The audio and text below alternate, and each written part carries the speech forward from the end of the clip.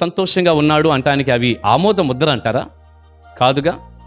నువ్వు పాటలు పాడటమో, మందిరానికి రావటమో, వాక్యం వినటమో, అవసరమైతే వాక్యం చెప్పటమో అనిపిస్తుందండి. నాబోటి వాళ్ళకి ఇంత మంచి ప్రసంగం చేశాను, మన వాక్యం అందించాక చాలామంది అంటారుగా, ఏం ప్రసంగం చేశారు అయ్యారు, అద్భుతంగా చెప్పారు అంటుంటారు మనల్ని. మనకు కూడా అనిపిస్తుంటుంది. నేనంటాను, ఇవన్నీ కూడా దేవుడు సంతోషంగా ఉన్నాడు అంటానికి ఆమోద ముద్ర అంటారా? కాదుగా. ఈ వచనంలో ఏముంది? బోలెడున్న ఇలాంటి వచనాలు బోలెడు బైబిల్లో. ఒక్క మాటలో ఇక్కడ ఏముందంటే, అతని ప్రవర్తన చూచి, 2వ లైన్లో ఉంది, అతని ప్రవర్తన చూచి యెహోవా ఆనందించును. ఎంత చక్కని మాట అండి. వాని ప్రవర్తన చూచి ఆయన ఆనందిస్తాడట. ఆయన ఆనందించును. ప్రవర్తన.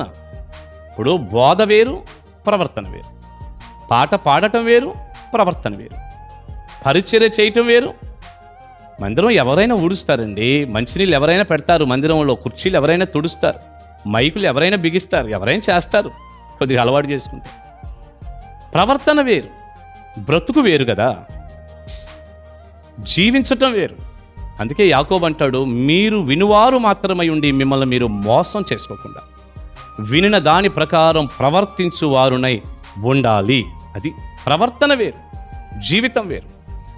మనం మంచిగా ప్రవర్తించినప్పుడు, వాక్యానుసారంగా జీవించినప్పుడు దేవుడు భలే సంతోషపడతాడు, ఆయన ఆనందిస్తాడు. ఆయన ఆనందం కోసమేగా మనం బ్రతికేది, ఆయన ఆనందమేగా మనకు ముఖ్యం.